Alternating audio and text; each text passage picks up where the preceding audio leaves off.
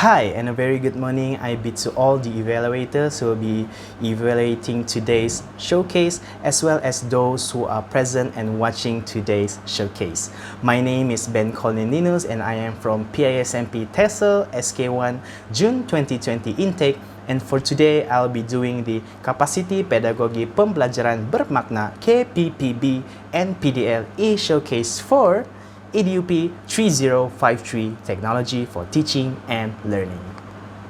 So my whole journey starts off with me receiving the coursework question. So the question was, students are required to create a productive, effective teaching and learning media based on major and elective subjects that is based on the DSKP for level 1 or level 2 students. And the materials, the project materials that we designed and created must be in an appropriate format based on the software that we use, which means that we are free to use any software that we wanted to. And before I created my product, I wanted to find an objective that I want to achieve through the implementation of my product, and I have settled with this objective right here. So the objective that I have chosen is to create a new and fun product for teaching language, particularly reading and listening, and for my case, which is vocabulary. So before I go into what software that I actually use in creating the product, let me give an insight on the criteria that I was looking for in choosing the software of choice to create my product. So the first one is that I wanted the software to allow me to do my work fast and was practical, considering that there were time limitations for me in completing the product.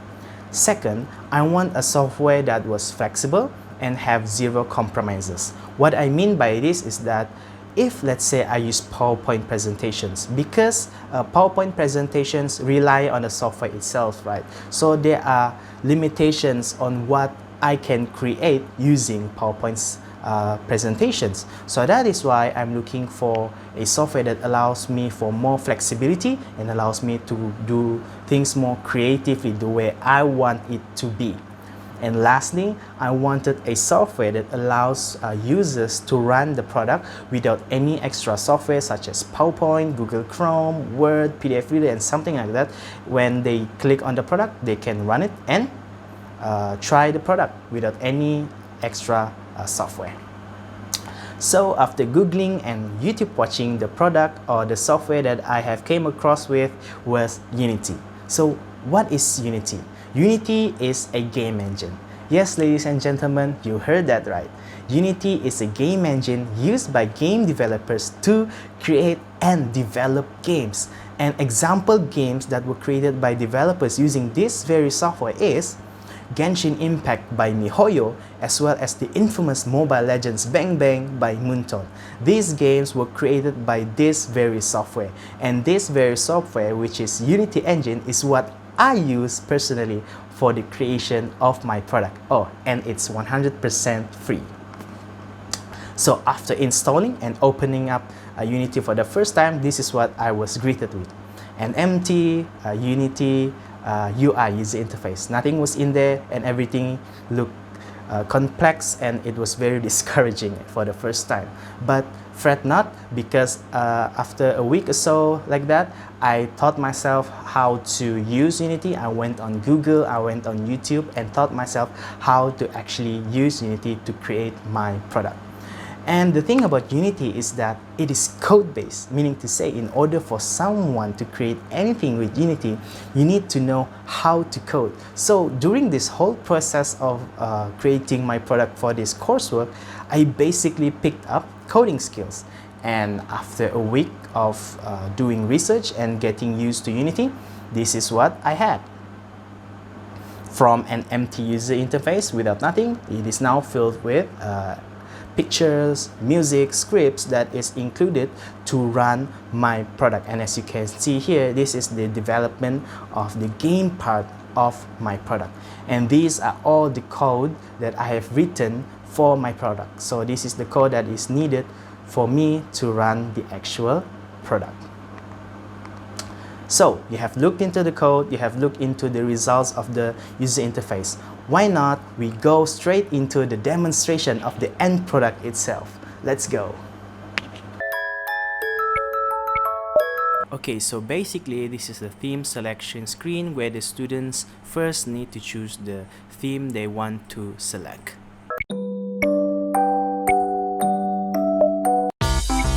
This is a cat. Excellent. This is a dog. Which word spells dog? Genius. This is a shark.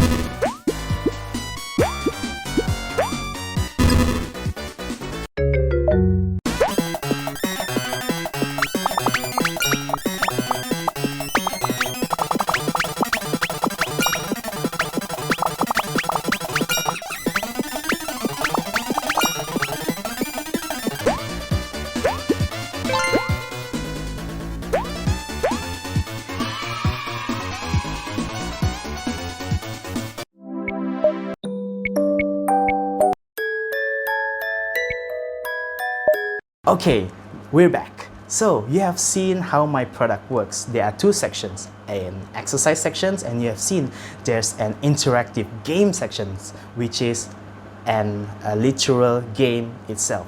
So the game itself looks like a normal game, right? Just another fun game that doesn't actually do anything. But the unique thing about this product is that although it looks like two separate sections, but they actually work together as one on the same platform. The reason because in order for a student to access the game section of the product, they need to first do all the exercises that you have seen, and also they need to get 100 marks. Yes, that is the only way they can access the game, so that they don't just go into the product just to play games. And the game itself is not just a game. The unique part of it is that the objective of the game part is that the students need to collect all 5 correct words in order to finish the game. And all those 5 correct words is actually words from the previous exercises that they have done. Meaning to say, it is somehow an comprehension exercise to increase their comprehension towards the topic. So it's both of the sections actually is working together and not separately. So both is used for educational purposes. So the question here, was it effective? So before submitting my work, I actually took the time to test it myself. So because it was fully digital, I was able to send a copy of my product to some of my friends and ask them to test it with their brothers as well as their nephews. And these are the response I got from them. One of them said that they get to have fun as well as learn English. And that is basically the objective that I have mentioned before, and clearly I have achieved that because I wanted the student to have fun as well as learn English. And the second respondent said something like, I had a lot of fun and he didn't want to lose. Okay, so when he lost and got a wrong answer, he would try and try again until he won. So meaning to say, he puts effort and actually learn from that effort in order for him to access the game, like I said before. And I actually tried this on my own cousin, and the results were the same. Before, he didn't know any of the words that were in the exercise, but after playing the product, after trying the product, and because his motivation to access the game, he was able to recognize the words that was being taught inside the exercise. Amazing, isn't it? And after submitting my product to my lecturer, Mr. Manalan, he actually suggested me that what I did was something great, and he suggested that we should share this knowledge so that other people are able to do great things just like what I did. And that's what we did. We shared the knowledge and went for phase 2 of my journey, which is knowledge sharing. And for the knowledge sharing phase, what we did was we held 2 workshops.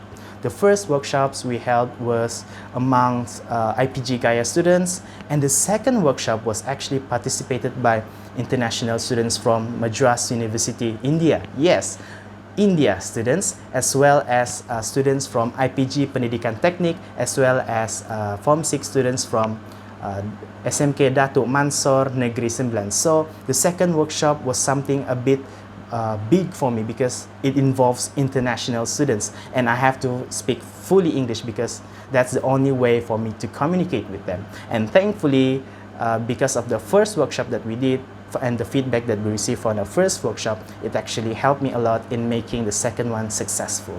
And it was a really, really great experience for me because I learned a lot and received a lot of positive feedback, and I've seen that a lot of them are very keen in wanting to learn more about the software itself so that they can create their own games, and also for the future teachers, they want to implement games in their teaching. So what are the outcomes of all of this? Obviously, for the first one is I gained new skills such as coding, app development, and game development. Oh, I forgot to mention, because I realized that not everyone is fortunate enough to have a laptop, I actually made the game so that, or the product, so that it actually worked on smartphones. So it actually works on smartphones as well. As for now, it only works on Android. And second, I become more computer literate because I was using computer. And thirdly, it increases my confidence in speaking because I was literally speaking for 2 hours straight, especially in front of the international students, where I spoken English for 2 hours straight, as well as it prepares me for teaching in the future, as my career in the future as a teacher, not just in teaching, my confidence in teaching, but also helps me to think more creatively and critically as a teacher. And lastly, it helps me to explore and maximize more technological areas on how I can implement them in my life as well as in education. So I think that is all from me. Thank you for listening, and I hope that everyone have a nice day. Thank you.